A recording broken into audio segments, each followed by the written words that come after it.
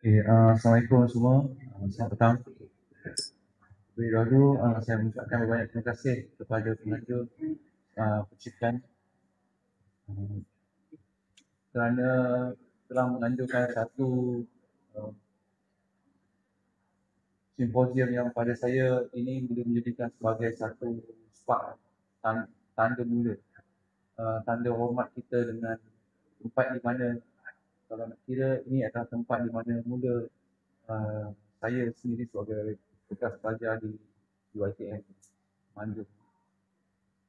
Jadi cerita untuk simposium ni panjang ceritanya, tapi secara ringkasnya kami sebenarnya orang kata kami ni nak berkumpul-kumpul, nak bertemu kawan-kawan, sahabat-sahabat, rakan-rakan, juga guru-guru kami, baik yang masih ada, yang dah pencen pun join, alhamdulillah support kita punya persatuan. Terima kasih.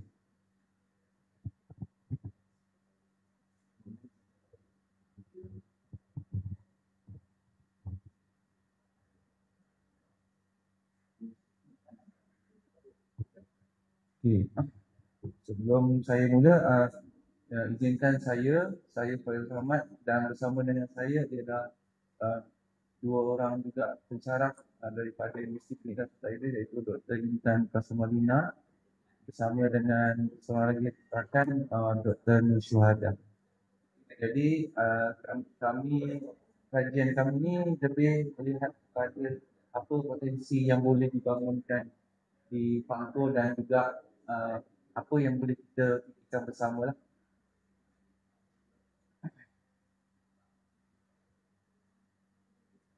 Baik, sebelum saya bercerita, kita dengar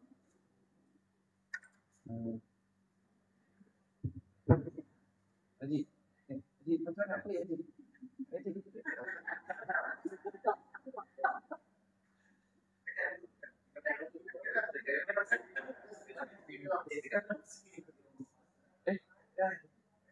Please. Oh, Haji, ada apa ini? Oh.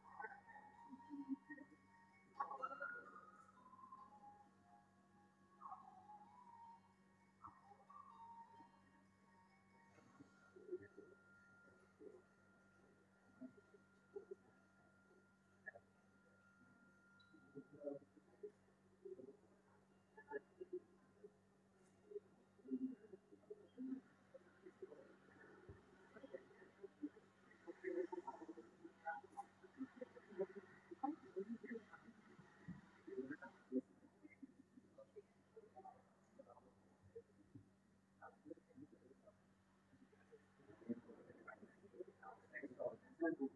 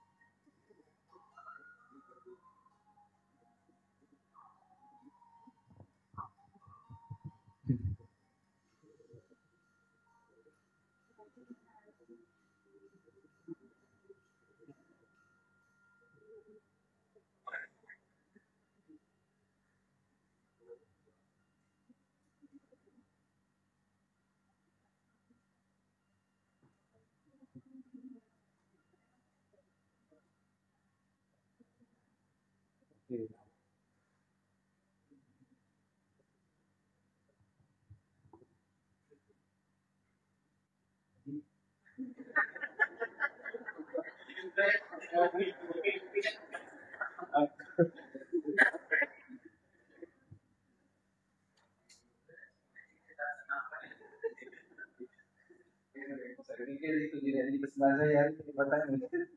Tapi okey, sebenarnya uh, apa tu short video tadi sebenarnya adalah satu gambaran secara kata secara simbolik berkenaan dengan apa yang boleh kita fikirkan tentang Pangkur ini. Sebab Pangkur ini dah dibangunkan lama, sebab dia dibangunkan awal kan. Kita melihat sejarah, kita melihat budaya, pemikiran, ekonomi, apa saja yang berlaku di Pangkur ini telah dicatatkan, telah dirakam, telah didokumentasikan dalam pelbagai versi. Jadi data-data dan maklumat yang kita dapat hari ini adalah sebenarnya rentetan daripada segala macam peristiwa yang berlaku. Jadi kita adalah satu komiti yang datang dengan hajat dan niat untuk membangunkan pelestarian yang ada di Pangkur ini, supaya kita sama-sama boleh membantu komuniti yang ada di Pangkur kan. Sebab kerana apa? Kita sayang negeri kita. Jadi Pangkur ini boleh menjadi satu mercu kepada pembangunan pelancongan yang boleh dikatakan taraf antarabangsa. Okay. Jadi saya melihat ekologi seni yang ada di Pulau Pangkur ini boleh kita bangunkan dalam pelbagai versi, dalam pelbagai dimensi. Jadi kita akan tahu cabaran dan juga peluang-peluang yang ada, yang mana kita boleh sama-sama kita kenal pasti, dan kita dalam pelbagai pakaran bidang kita ini, kita boleh duduk bersama dalam satu ruang, satu meja, makan bersama, dan kita boleh melihat apakah hal-hal ataupun peluang-peluang yang boleh kita sama-sama kita bangunkan di Pulau Pangkur. Ya? Jadi saya melihat ini berdasarkan pengalaman dan juga apa yang saya nampak, bagaimana dimensi ini boleh berlaku antara seni, ruang, alam dan juga komuniti.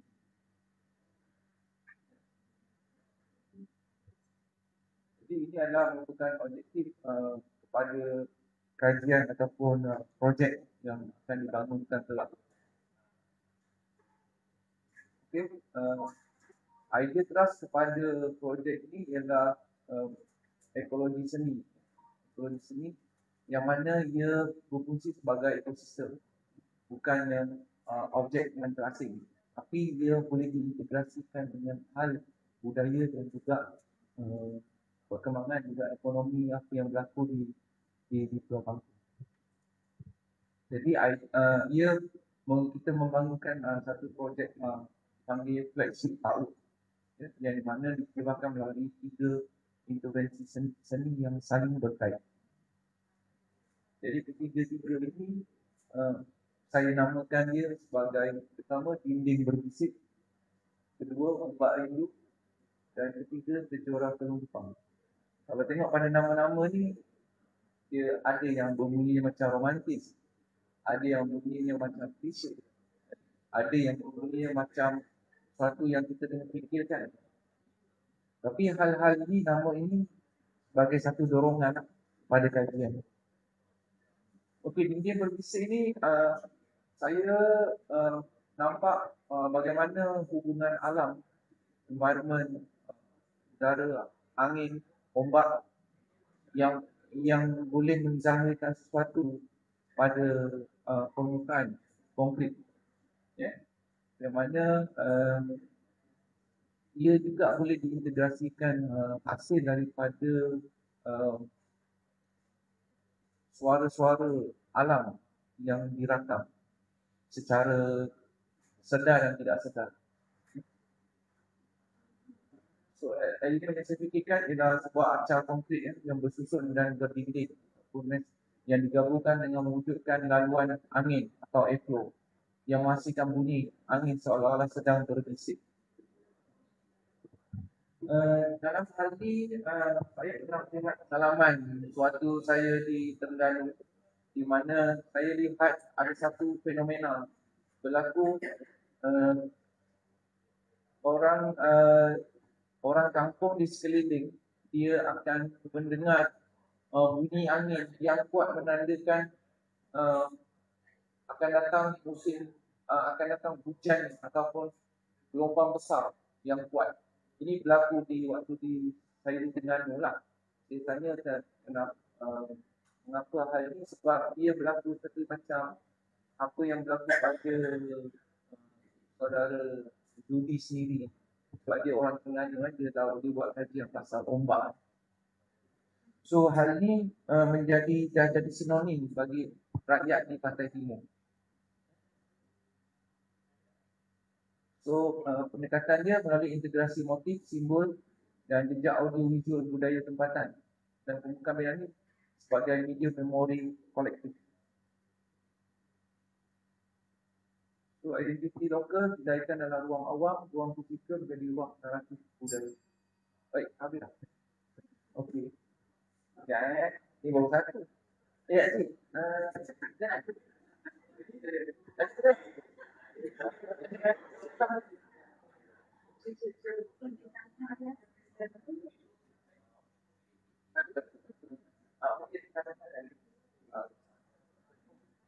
Mari saya bagi satu ya. Sebab ada bunyi lonceng.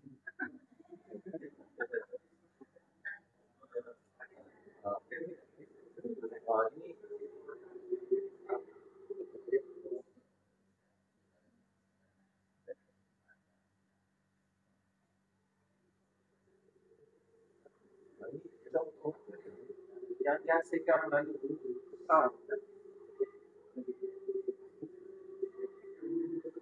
Jadi kalau lagi kuat dia punya angin kuat, lagi kuatlah dia tangkap.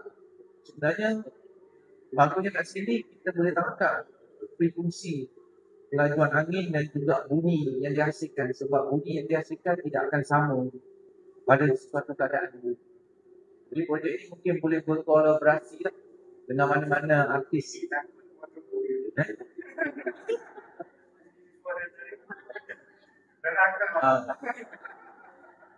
Dan di sini yang dikatakan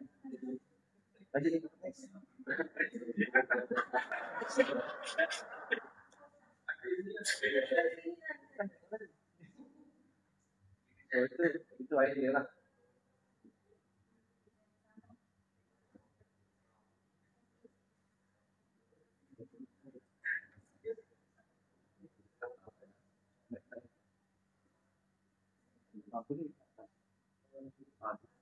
Jadi pun ada juga dia menggunakan angin.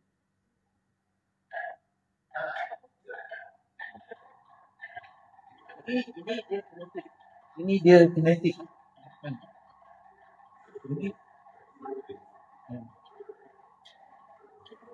Ini berlaku kalau di dalam galeri lah. Kalau di luar mungkin dia boleh gunakan pendekatan angin pula. Setiap bunyi dan juga pergerakan disebabkan kerana bergantung kepada ketinggian. Ketinggian.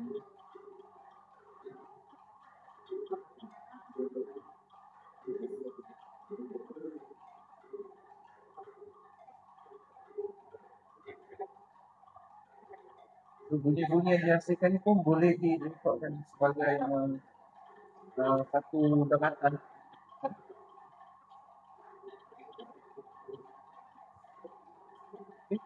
Next.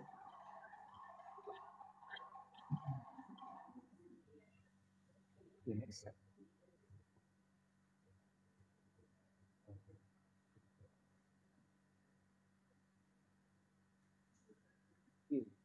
Yang kedua, acah kinetik yang saya panggil dia sebagai ombak rindu. Ni bukan lagu bukan lagu. So, kenapa saya panggil dia ombak rindu? Sebab pada saya satu kenangan ataupun kita pengalaman bila kita bila kita pergi ke satu tempat dan kita akan merakam memori atau merakam apa sahaja data-data yang datang melalui penglihatan, pengamatan, ya, bunyi, apa saja. Itu hal-hal yang boleh kita rakamkan dan dia berpotensi untuk menghasilkan satu orang kata data dan data peribadi itu. Jadi Arca ini saya fikir boleh menyumbang kepada ekosistem di mana kawasan ikan, habitat ikan kan kat sini ada ikan bilis mata biru kan. Jadi itu mungkin yang kita fikirkan dia menjadi satu tempat yang boleh adanya keseimbangan dari segi mikroklimat di mana tempat habitat. Okay. Dia pendekatannya macam Arca, dia tukut, konsep tukut. Kat sini nanti Arca ni nanti ikan-ikan dia akan datang.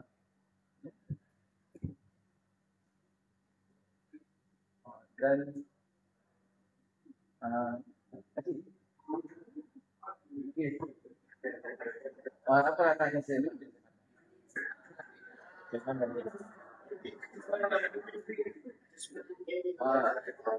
Dia kalau malam tu saya fikirkan dia boleh glowing. Macam-macam sama juga macam ni lah. Ni.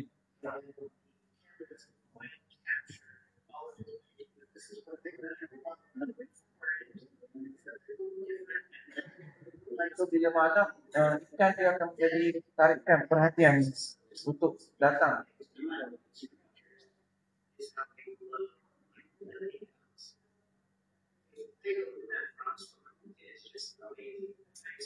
Okay. Ni yang berlaku lah kalau malam. Kalau diver, kalau diver suka menyelam malam kan, dia tengok ikan Jadi kat situ yang menariknya, kalau kita boleh tarik para diver untuk turun ke pangkung, melihat kecenderungan habitat ikan yang ada di sekitar kita kan. Okay.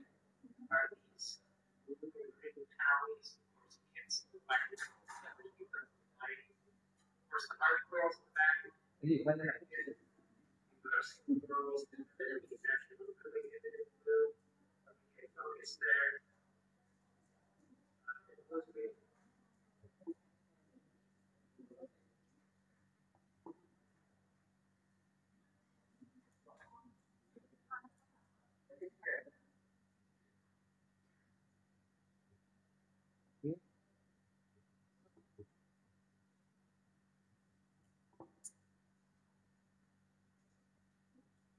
yang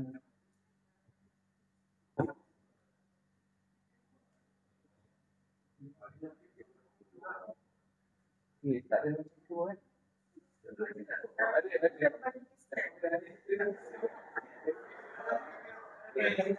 Masa tambahan.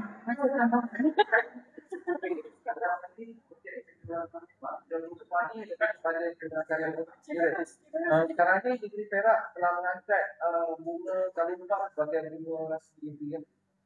Jadi saya fikir mungkin kita boleh lihat bunga-bunga yang ada di sekitar pangkor ini yang boleh kita angkat untuk jadikan bunga yang mana dia boleh jadi satu ikon yang besar di mana pelancong dan juga kita boleh jadikan sebagai center for art. Yang saya juga fikirkan kita boleh collect artis-artis ataupun seniman-seniman yang ada di pangkor. Sekitar pangkor ni untuk kita raikan mereka juga. Mungkin saya fikir kita boleh hasilkan kita gunakan kontainer besar, kontainer yang mana di dalam kontainer tu kita boleh letakkan karya, dia jadi macam mini gallery Ini galeri ya. So, luarnya body itu adalah mural. Itulah lebih kurang cerita. Okay. Habis kalau ini lah.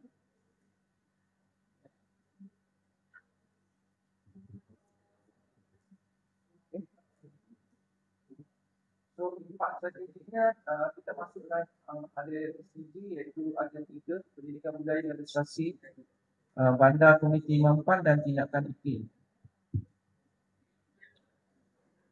Juga dari segi Malaysia Madani, kelestarian kesejahteraan daya kita, KPI mesti projek komiti berimpak tinggi, flagship artwork, dokumentasi, penerbitan dan model polireplikasi.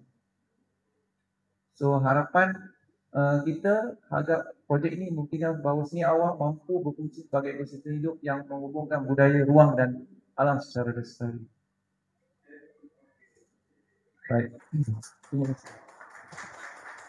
Baik, terima kasih Khairul. Soalan daripada audiens?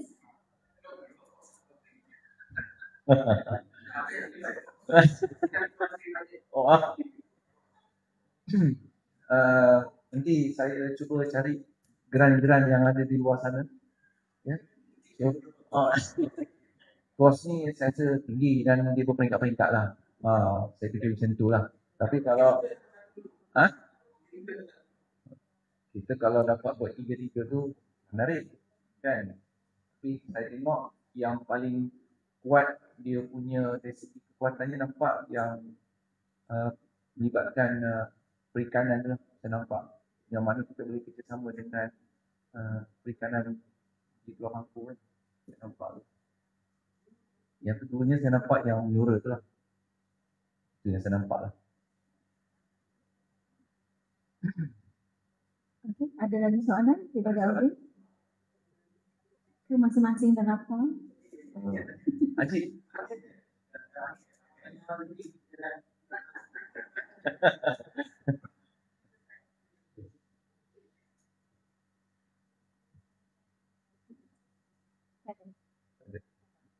Okey, terima kasih diucapkan. Terima kasih kepada semua. Terima kasih Cik Khairul. Terima kasih. Perbincangan yang sangat menarik. Okey, dan terima kasih juga kita ucapkan kepada semua pembentang, tahniah semua yang telah membentangkan untuk kalian semua yang pernah berinformasi. Semoga perkongsian ini memberi manfaat dan menambah pengetahuan baru kepada kita semua. Saya bagi pihak Jawatankuasa Persidangan Simposium Seni Pangko 2025 ingin memberikan ucapan penghargaan kepada semua pembentang dalam sesi ini dan terima kasih juga kepada para hadirin sekalian atas soalan-soalan dan perhatian yang diberikan sepanjang sesi ini berlangsung. Dengan ini berakhirlah pembentangan bagi sesi yang ke-6. Okey, sekian, terima kasih. Para hadirin, tuan-tuan dan puan-puan sekalian boleh menikmati